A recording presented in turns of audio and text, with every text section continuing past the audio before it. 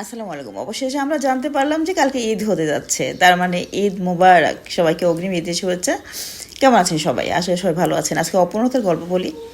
দেখেন, আপনারা কেউ কষ্ট পাচ্ছেন যে ঈদটা সীমিত আয়ের মানুষ যারা, তাদের জন্য অনেক কষ্টসাধ্য হয়ে যায়। কেউ কেউ অনেক বিলাসবহুলভাবে আছে, কিন্তু সংসারে কোনো শান্তি নাই। কেউ কাউকে বিশ্বাস করতে পারছে না।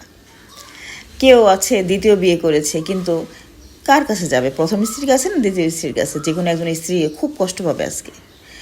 তারপরে হচ্ছে সিঙ্গেল মাদার যারা আছে আমাদের মতো, আমরা সন্তান সুখেই সুখী, আমাদের কোনো অপূর্ণতা বলতে কোনো কিছু নাই। আমরা মেনেই নিয়েছি নিয়তিকে।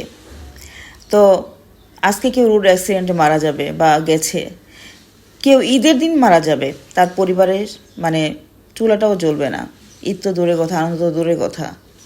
কেউ হসপিটালে বারান্দাতে রাত কাটিয়ে দেবে স্বজনের জন্য, ঈদের দিনটাও হসপিটালেই কাটাবে, কারণ কারো স্বজন আইসিইউতে সিসিইউতে কত না ভাবে আছে।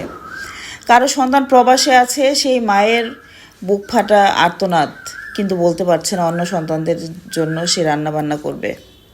ঈদের দিন আমরা গৃহিণী, কারণ কাজের বউকে ছুটি দিয়ে দিতে হয়, রান্না করতে হয় সন্তানদেরকে খাওয়ানোর জন্য, যাতে ওরা খুশি থাকতে পারে। তো এভাবে ভাবতে গেলে রেল স্টেশন বা অনেকভাবেই অনেকের জীবনযাপন করতেছে, অসহায় পথ শিশু, তারপর হচ্ছে এতিমখানা, বয়স্ক যে বৃদ্ধাশ্রমগুলো, এগুলো ভাবতে গেলে অনেক কিছু, সব বলা সম্ভব না। তারপরও ঈদ হবে, কালকে ঈদ। ঈদ মুবারক।